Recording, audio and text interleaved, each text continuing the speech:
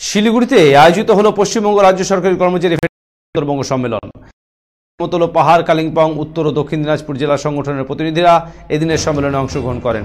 বিশেষ বক্তা ও অতিথি হিসেবে উপস্থিত ছিলেন পশ্চিমবঙ্গ রাজ্য সরকারি কর্মচারী ফেডারেশনের চেয়ারম্যান মানস ভূঁইয়া। এছাড়াও উপস্থিত ছিলেন প্রতাপ নায়ক সংগঠনের রাজ্য আহ্বায়ক, জেলা সভাপতি বন্দনা বাগচি, সহসভাপতি অ্যান্টনি ডি রেজারিও। শুক্রবার শিলিগুড়ি দীনবন্ধু মঞ্চে পশ্চিমবঙ্গ রাজ্য সরকারি কর্মচারী ফেডারেশনের এই উত্তরবঙ্গ সম্মেলন সম্পন্ন হয়।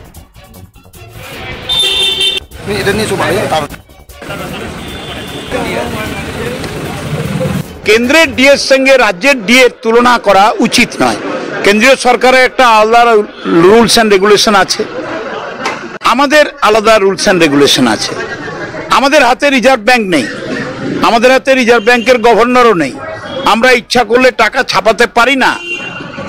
আমাদের 1,15,000 কোটি টাকা কেন্দ্রের বিজেপি সরকার আটকে রেখেছে। 100 দিনের কাজের 7,000 কোটি টাকা আটকে রেখেছে 2 বছর 4 মাস। রাস্তার টাকা গ্রামীণ এলাকায় 8,500 কোটি টাকা আটকে রেখেছে। বাড়ি তৈরির গরিব মানুষের টাকা আটকে রেখেছে 8,000 কোটি টাকা, প্লাস 1,15,000 কোটি।